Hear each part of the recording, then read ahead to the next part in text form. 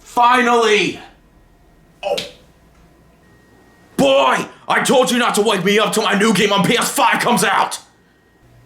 Oh shit. Now you're gonna get what you f***ing deserve!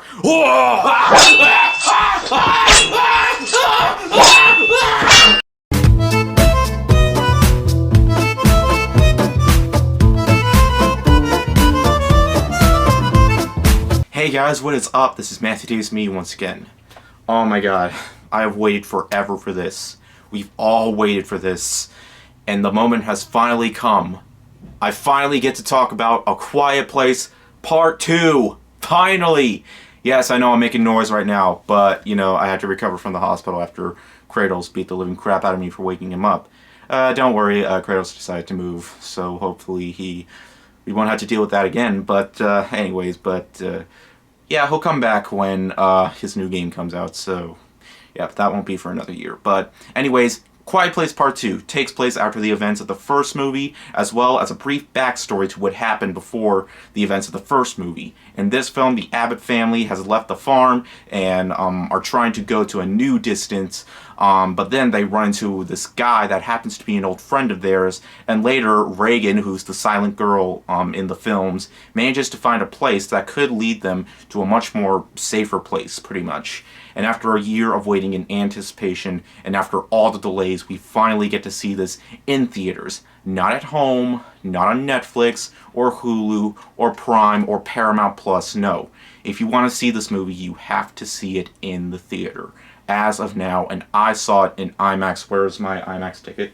Oh, I put it over there. Hold on a second. Yep, I saw it in IMAX, and there was quite a bit of people there. Lots of people who were waiting for this one. Now, of course, the biggest question.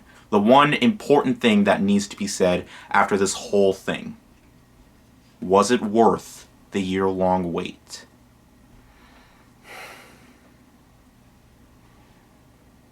Yes. Yes, this is a fantastic sequel, and I loved nearly every second of it. In fact, it's one of the best horror movie sequels I've ever seen, and we rarely get sequels to horror movies that are good, or at least as good as the original. We barely get films like Evil Dead 2, Dead by Dawn, you know, in terms of those types of sequels. But this one, this is just the near-perfect horror sequel, in my opinion. And John Krasinski wasn't even planning on making a sequel. But after the first movie being such a big hit, and critics and audiences giving it huge amounts of praise, including myself, he decided to bring us some more, despite the fact he killed off his own character in the first movie. Sorry, spoilers if you haven't seen the first film, but I'll try my best not to spoil anything here. Also, my cat is eating in the background if you hear that noise. I'm really sorry about that. First off, the direction. It's near perfect. The way Krasinski shot the movie and the way it's edited, it's exactly like how it was in the first film.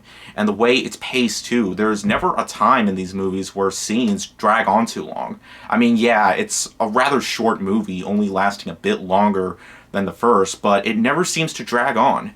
One of the things I was really impressed by was how much it focuses on the character Reagan, and she has a much bigger part in this movie, and I absolutely loved her side story to the film. Not to mention her performance was great, and the new main male role I also liked as well. He actually has a really strong relationship with her in the movie as well. And Emily Blunt isn't in the movie as much, but she was still great in the film. Everybody was, just like they were in the first film. And easily what really nailed it for me, like when it gets over the hour mark, is anything could happen towards the last act. It's completely unpredictable, and it really surprised me. It left me on the edge of my seat. Now, I only have one complaint, and it's something I had with the first movie, and that's how the film closes. I mean, the first can be forgiven, especially knowing what happens after the first film. The closing to this, I think, is a little more, I guess I would say puzzling. I wouldn't say worse, but puzzling is probably the best way to describe it. But I'm not sure if it'll lead to another movie, but either way, that's pretty much it. The rest of the movie I thought was fantastic.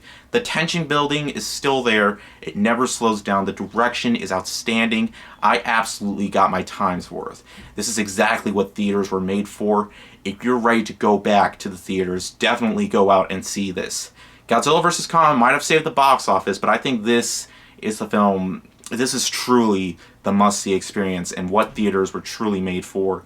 I was absolutely satisfied, and hopefully you will be too. I'm going to give A Quiet Place Part 2 a 4.5 out of 5.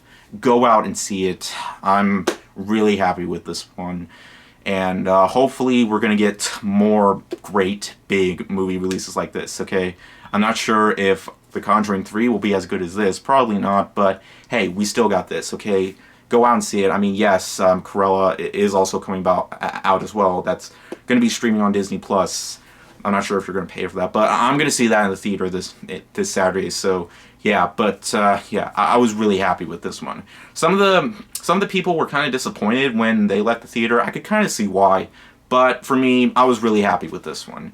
And some were too. Some of the people right next to me thought it was worth the wait. So, but yeah, let me know what you guys think. But anyways, thank you guys so much for watching, and I'll see you guys later. Word out.